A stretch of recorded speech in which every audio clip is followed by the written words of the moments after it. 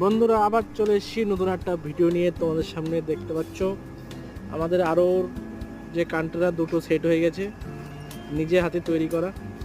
এখন আমরা ছেড়ে দেবো, এই দুটো চলে যাবে সমুদ্রে। এখন এই দুটো কন্টেনার যাবে সমুদ্র পাড়ে জল ফিল্টার করতে। আমাদের কাজ শেষ, এখন ক্রেন চলে এসছে, দেখতে পাচ্ছ। ক্রেন এসে এখন কন্টেনার নিয়ে চলে যাবে। আমাদের এখন একটা কন্টেনার সেট করা কমপ্লিট, এখন আরেকটা তুলতে যাব।